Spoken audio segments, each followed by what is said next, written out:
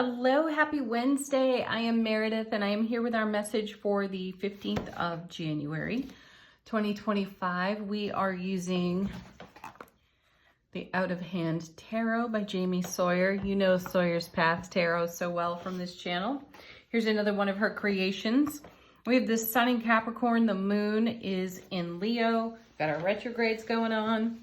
Let's check out the energy atmosphere. We had quite the shuffle. As you can see, we've got a lot of cards to cover. Our first two. Hey now, there's the Tower. Do you want to click off the video right now? I wouldn't blame you. Oh, my camera's drifting. Hang on. Oh my goodness. Anyone have any good suggestions for great camera arm support? This one is getting old and it drifts. Okay, all right, Tower. We saw this the other day. It was Monday's reading and it was paired with the Ace of Cups. So I feel like this is the reflection period of the Tower from Monday's reading. And I have a sense that this has stirred up some things for us to explore, discover, learn about, change. What's it paired with? Oh, sweet. Look at that. The Hanged one, the Hanged Man. Well, what a perfect card to go with it, right? And a card we've already seen this week, perhaps also in Monday's reading with the Tower. It's a pause for enlightenment. We're looking at things in a new light, from a new perspective. So we're looking at our Tower in a different way as well. And that's highly recommended, isn't it? We've been talking about this for, well, it's recent, it's new. I suggested, one of my dear soul friends mentioned doing something different. Change one thing, you change everything, right? And perhaps it's created a Tower. And perhaps that Tower was a necessary one, meaning if we're going to do things differently, we also have to simultaneously be prepared to allow ourselves some temporary discomfort in the change. And this is why folks resist change, isn't it? We don't want to be uncomfortable. And how will you ever successfully make change if you don't get a little outside your comfort zone, right? And I feel like this is what the Tower and the Hanged Man are leaning into. Let's see what else is in the reading so that we can give it some more development here. Five of Swords, another card we've had this week. Change. Fives are the number of change. So, perhaps that Tower is simply your discomfort as you greet your resistance to the very change you've prayed for, manifested for. I've done it. I've seen it. I've seen it recently even. I have a decades old manifestation that lives and thrives within my heart center. And I, on a regular basis, encounter my own resistance to creating the very environment required to support my manifestation. And it's crazy making, isn't it? You all know what I'm talking about. You all have that one thing, right? And it's on your horizon. It's in your heart space and you're charged for it. And yet you don't make the change or you resist the discomfort. And so things stay status quo. And I have the sense that this is what we're in reflection for and with as we take a look at this Hanged Man card. There is enlightenment incoming, so be prepared to receive it. Then we have Page of Pentacles. Yeah, investing in what grows. There's new opportunity. Pages are novices, so that's part of our discomfort. We may find ourselves in scenarios and circumstances where we don't have experience, that we have to trust our wisdom, knowledge, and current experience and leverage it on something new. So whatever your change is and however you are doing something differently now, be in your own enlightenment. Have some enthusiasm for trying what you know in an arena where you have less experience. You'll learn something. We all will. Next set, 2 cards. First is Justice, Harmony, Fairness, paired with 8 of Swords. Look at this. Oh gosh, that's awesome. So we are liberating ourselves from a mental trap, from some same old way, or from some same old circumstances that have just been there out of habit. And we're switching it up, and we're going to do it in a fair and harmonized way through the Justice card. There's new, fresh energy on offer to us in that beautiful Page of Pentacles. Very grounded, very centered. There's no drama in these cards, except our ego's reaction to the Tower. And what do we do with that? We're embracing the ego. We're validating ourselves. We're honoring how we feel. It's okay to stand there and maybe whine a little bit and say, I have no idea what I'm doing, but take the leap of faith anyway. No buts, just do it. Next set, 4 cards, all fell out together. Let's see what we've got. Nice, the Sun. Another repeat card from this week.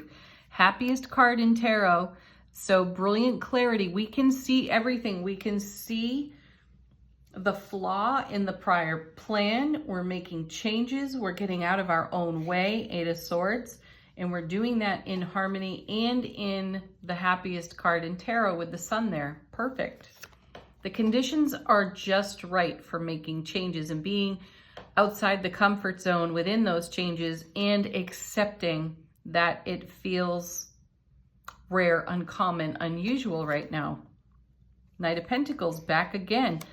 Every detail matters. And this is the Knight that emphasizes that. You know, Knights, like pages, are messengers. The Knights have much more experience than pages.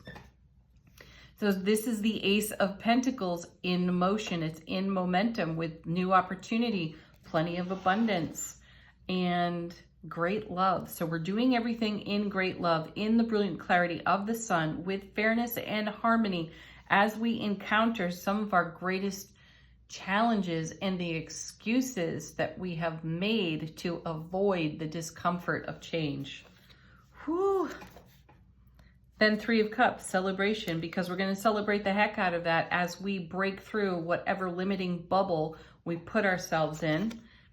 And look at this, Ace of Pentacles proper. Oh, I love that it shows up as our last card in the main body of the reading, because aces take the sting out of things, as you know. They neutralize the challenges within the reading. So our Tower is already neutralized. It'll be further neutralized by the love that we show up with as being the love that we are in the face of our own contrast, while simultaneously and intuitively receiving more information through our intuition.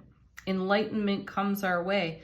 We can look at our 5 of Swords. We can look at our 8 of Swords and see where the mental trap is. And we can, at long last, deal with it lovingly, without drama, and heal it so that we can create the very things that we've been manifesting for.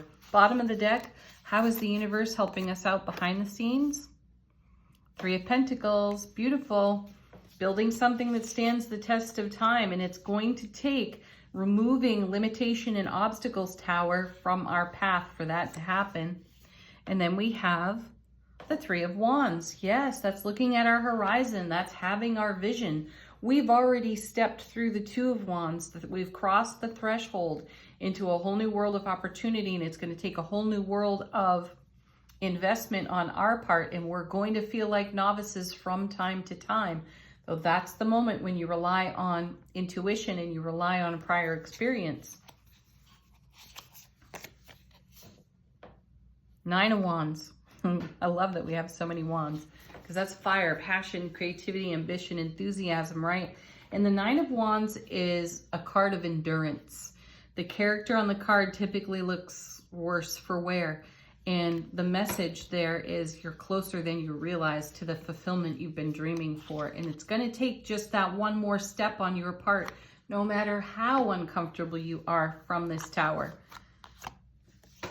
And then, perfect, the Page of Wands.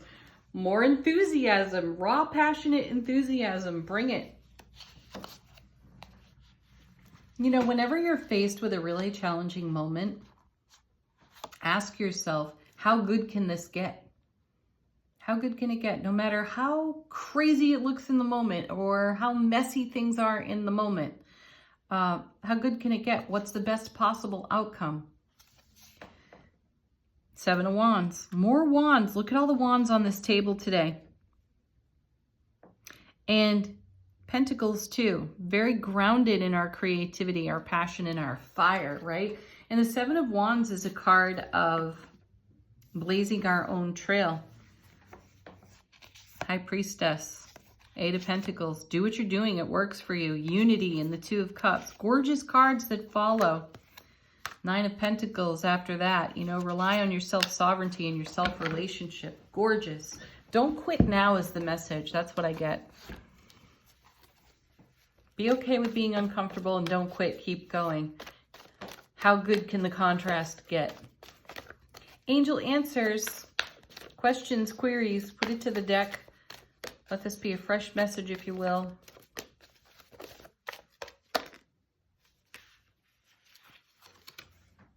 Helpful people. They're everywhere. Talk to your bestie.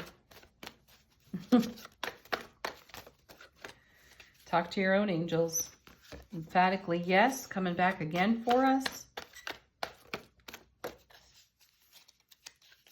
Be assertive. Heck yeah. Ooh, jumpers. Wait. That's the pause card right there. And it's connecting to the Hanged One over here. Pause for enlightenment. Wait. Allow the enlightenment to come through the intuition. And let go. Go with the flow. Yeah. So you'll be called on to invest some effort. And that effort may be slightly uncomfortable. Once you do it though, let go and let go of whatever drama crops up from the ego today as you encounter your own resistance. Embrace yourself lovingly. Okay. Angels and ancestors. I've got 1, 2 actually already throwing themselves out of the deck. We'll take them. How is our soulful presence informing our waking consciousness? How fitting. First card, spring. See your seeds grow. And then coming with that was the Peacekeeper. Let go of the need to be right. Yeah. Oh, how perfect. If you want to grow, you're going to have to yield to your own wild abandon here.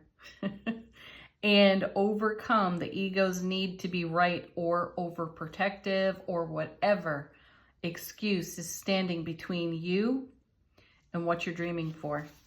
Have the best Wednesday ever. Peak of the week, folks. Peace, love, joy. Namaste.